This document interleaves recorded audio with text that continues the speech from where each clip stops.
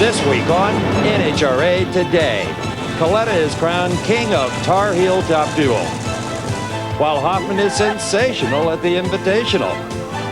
Warren roars at the Rock to capture pro stock, and taking to the track with the Tax Man. From Taylor Enterprises in Lumberton, North Carolina, these stories and more on this edition of NHRA Today.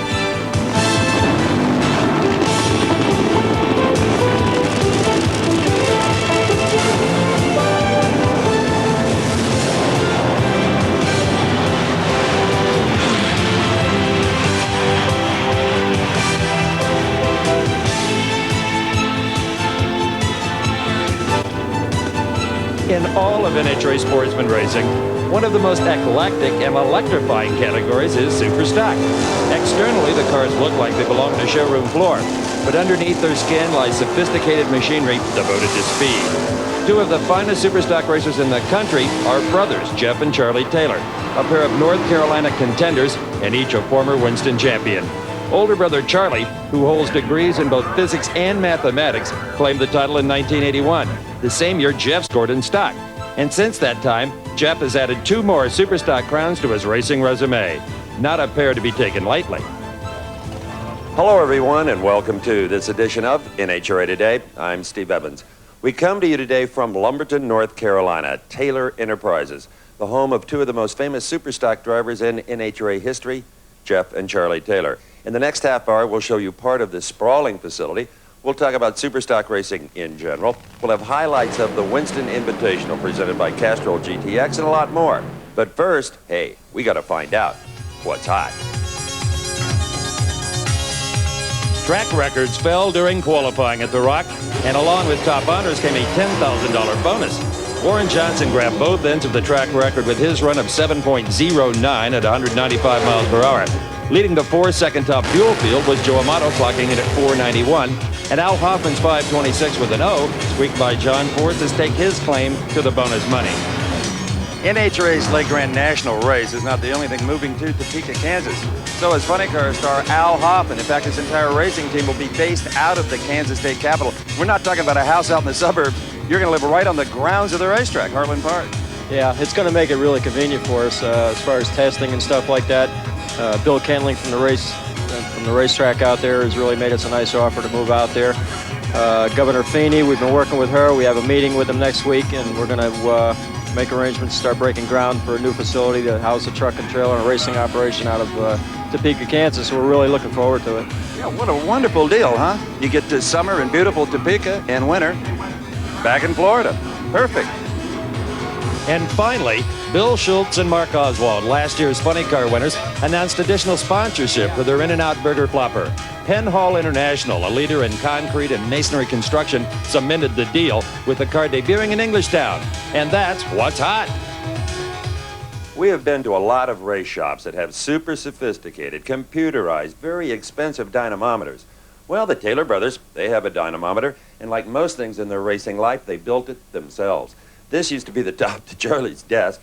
Here we have your basic outboard motor throttle. Works just fine, thank you. And here is something I have never seen before. With this electrical motor on a rheostat, Charlie can bleed the load off of the dyno and actually simulate a portion of a run, like between first and second gear or second and third gear. And using this stopwatch here from Radio Shack, he can time that acceleration. We've got the printer and the computer. All in all, this might be more sophisticated than most. And some of it was suggested by Warren Johnson. Boy, what a coincidence. I should mention Warren Johnson as we go into Dave McClellan's Pro Stock report from Rockingham. Pro Stock at the 1993 Winston Invitational presented by Castrol GTX featured an elite 16-car field with many of those teams supported by healthy sponsorship. One notable exception, Joe Lafone is using his Chevy Lumina as a 190-mile-an-hour billboard to attract potential backers. My main goal right now is to get a sponsor, because when that falls into place, obviously the funds fall into place, and then everybody at the shop can work more, we can make more horsepower and win races. Joe's first-round opponent was the number 7 qualifier, Bob Glidden, the winningest driver in NHRA history. At the green, Joe reacted first in the near lane, but by mid-track, the Motorcraft Pro powered past to victory as Lafone struggled for traction. I did my job. I felt good. You know, we left on Bob, and when it shook, I felt the Ford beside me, and it was pretty much even from there on, unfortunately. Glidden's second-round opponent should have been Larry Morgan, but a crash in round one sidelined the super clean machine and gave Glidden a free ride into the Final Four. There he faced the strong-running Dynamax Pontiac Trans Am of Jim Yates in the near lane. As they left the line, they were door-handle to door-handle, but Bob's Hoosier horsepower was not to be denied as Glidden moved ahead and into the championship round. On the other side of the ladder, the second round featured a rematch of last year's final, pitting defending champion Jerry Ekman against 1991 winner Warren Johnson. For the first eighth of a mile, it was a pretty even race, but the GM Performance Parts Olds eventually proved too powerful for the Pennzoil entry. The Final Four was a battle of generations as Warren faced his son Kurt, who qualified fifth at the wheel of the Torco Olds. In the quickest side-by-side race of the day, Kurt took an initial lead but failed to hold off his father's charge, setting up yet another final round battle between the Johnsons and the Gliddens. Knowing he would need every possible advantage to win, Glidden took his time staging, and at the green, his strategy paid off as he grabbed nearly a tenth of a second lead, but a momentary slip from the groove allowed WJ to power past and claim his second Winston Invitational victory and his third win of the year. We played actually kind of conservative here because you can see fuel cars are having trouble out there, and invariably if they've got trouble, we're going to get in big trouble also. So we try to just maintain a steady pace and not try to go kill the racetrack or anything like that, and fortunately the plan worked. Superstock racing in the South has been a way of life for over 30 years, and none have done it better than three-time Winston champ Jeff Taylor, who joins us in their retail outlet. And Jeff, take us back to the days of long ago. You were just a kid. Yes, when I was 12, that's when I started driving. I had a 67 Fiat, and I raced that till I was 14, and then Charlie let me drive his super stocker some, and I started doing pretty good, and he built me a stocker. And you didn't start with much. No, we didn't have much. We had a flatbed trailer, and a lot of times I'd take my dad's wrecker and pull my car to the track. You know, the fellow that won Funny Car this past weekend at Rockingham, he didn't start with much either. Here's Dave McClellan's report. One racer in the fuel coupe category at the Winston Invitational presented by Castrol GTX was racing for a dual purpose, to win the $25,000 cash and to attract the attention of a potential sponsor. And Del Worsham's respectable fifth qualifying position was accomplished under trying circumstances. And we got to run more conservatively, of course. We can't hurt the parts or make all the runs that we need to make.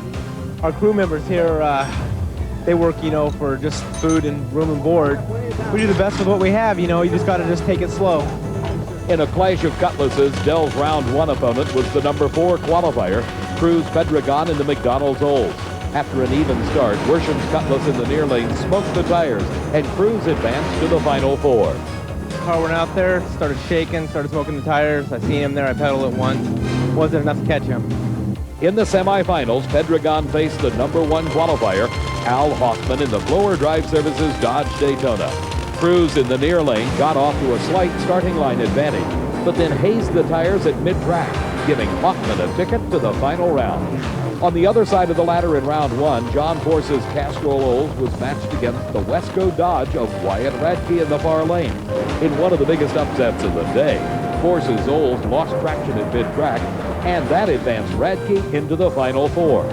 That round was a duel of Daytonas, as Radke faced Gordy Bonin in the Hawaiian Vacation entry owned by Roland Leong. But mechanical problems forced Radke to stay at the starting line, while Gordy soloed into the final round and a meeting with Al Hoffman. In the earlier rounds, Al had run the 2 quickest times in the event's history, a pair of 5:26s. And as Bonin's Dodge went up in smoke, Hoffman blazed to a new track record of 5.18 seconds and his second Winston Invitational championship. We were trying to keep it consistent. We figured if we could stay in the mid-20s and then maybe in the final step on it a little bit. When the sun went down, that was perfect. When we seen the cloud cover move in, we knew we could do it. Jeff Taylor spends a half an hour to an hour every day honing his reaction times, even simulating night conditions. And he's the only driver that uses those yellow lights on the dashboard. They help reduce the glare from the windshield in his glasses so that he sees the bulbs individually instead of as a streak of light coming down. Mother Nature plays a critical role in drag racing, and certified meteorologists Stuart Williams and Mike McClellan attended the Rock to see if they could add a little predictability to the weather. We have lightning detection, We have current live radar. We have current live satellite pictures, and we can loop those satellite pictures to show where the storms are, what direction of movement, exactly when they're coming in, what kind of weather we're going to have for the rest of the day, or the forecast for the next day. Plus, for the drivers, we can give them the dew point temperature, the humidity, and the actual temperature here at the dragway, and all sorts of weather information that I understand pretty critical to some of these racers.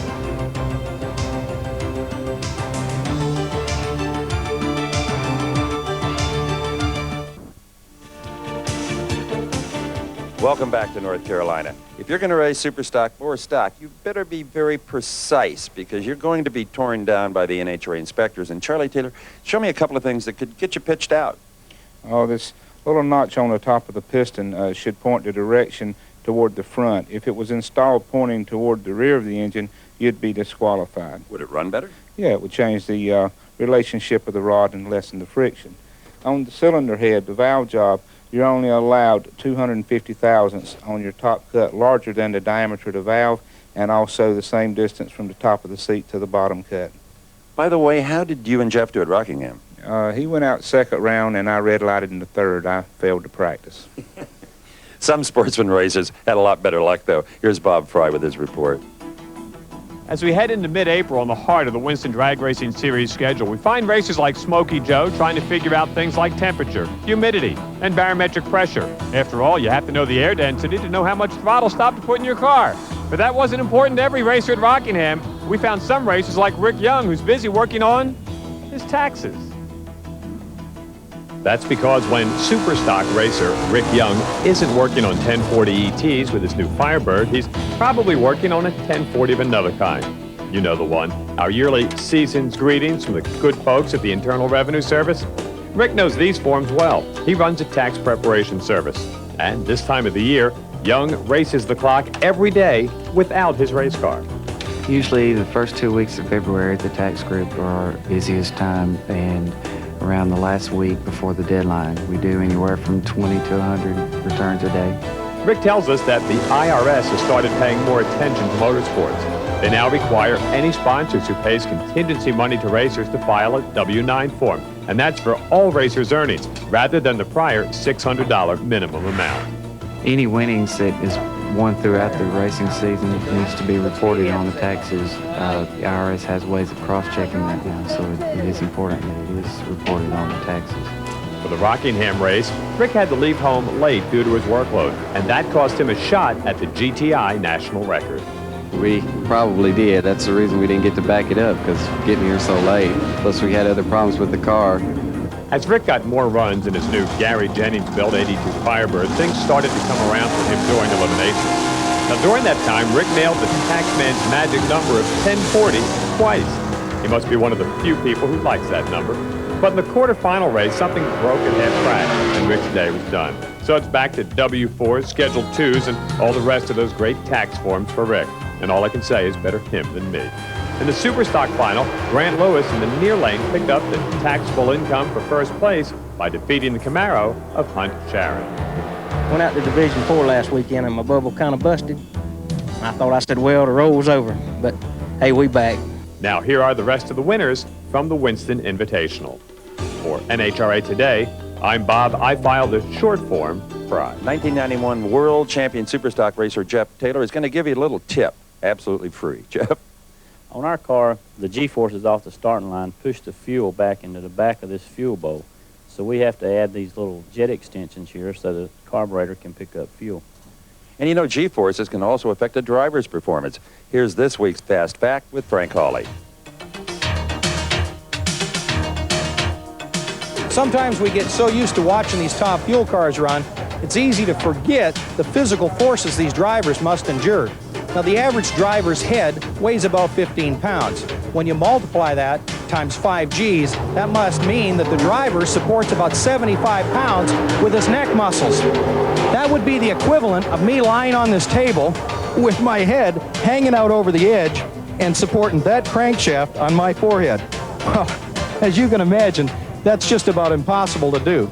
Now, what most of the drivers have done in the past is they put supports or pads on the roll cage.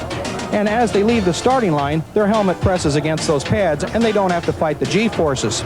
Some drivers have a new idea. It's a strap that attaches to the chin of your helmet and goes to your seatbelt buckle. It's adjustable. Now the driver is able to adjust that and control the position of his head as he leaves the starting line. It's just some of the physical forces the drivers must endure in these cars. Earlier, Charlie Taylor showed us 2 of the hundreds of things that could get you disqualified in their kind of racing. In Top Fuel, all you got to worry about is that the engine is no bigger than 500 cubic inches and the rear axle ratio no taller than 320. Other than that, well, let it happen. Here's Dave McClellan's final report. Some of the biggest names in Top Fuel, Kenny Bernstein, Eddie Hill, Doug Herbert, failed to make the field at the Winston Invitational presented by Castrol GTX. One who did crack the Elite 8 was perennial independent racer Jim Head. We've been very active in the sponsorship search for about a little over a year now, and we've got a lot of things working. We're very optimistic. I think it'll come. I believe in the sport of drag racing. I believe what we can do for sponsors, and we'll get our time. Jim's round 1 competition was the number 6 qualifier Mike Dunn, driving Darrell Twinn's La Victoria Salsa entry. But any dreams Jim had of a profitable payday came to a smoky end as his tires lost their grip, sending Dunn on to round 2, where his opponent would be the winner between the Skoal Bandit entry of Don Prudhomme and the Mopar Express Loop top fueler of Tommy Johnson Jr. Off the line, the race was even. Then a smoking engine slowed the snake, giving Johnson the win with a 4:97 elapsed time, the quickest of the day. Unfortunately for Tommy Johnson, he was unable to repeat that form in the final 4 against Dunn, who pulled ahead of Johnson after mid-track to take the win and a first-ever spot in a Top Fuel final. In the other Final 4 matchup, number 4 qualifier Scott Coletta in the far lane met up with the McDonald's Top Fuel entry driven by Ed the Ace McCulloch, who had beaten a tire-smoking Joe Amato in round 1. But just after the green in this race, it was McCulloch who smoked the tires, giving Coletta an easy win that came at the expense of a damaged engine. The championship round was the first appearance for both Coletta and Dunn in Top Fuel in the finals, and with wheels in the air, Scott seized the lead off the line and held on to claim his first ever Top Fuel title. Words can't explain it. You know, it's been a long time coming, you know, to do it for Winston at the All-Star race, and this gets you going. I mean, it doesn't matter how many motors we went through, the guys are so pumped up. If we had to race next weekend, they'd be ready. Hear the rain on the roof? Well, this is the pot of gold at the end of the rainbow. Hundreds of small block Chevy engines, many of which have been out of production since 1970. So if you wanted to build a J-Automatic Superstocker, the Taylor boys have the correct castings to make that a legal car. This is valuable stuff. Next week, we'll devote an entire show to the induction ceremonies at the International Drag Racing Hall of Fame. Until then, I'm Steve Evans. Thanks for watching on TNN. NHRA Today is a presentation of Diamond B Sports.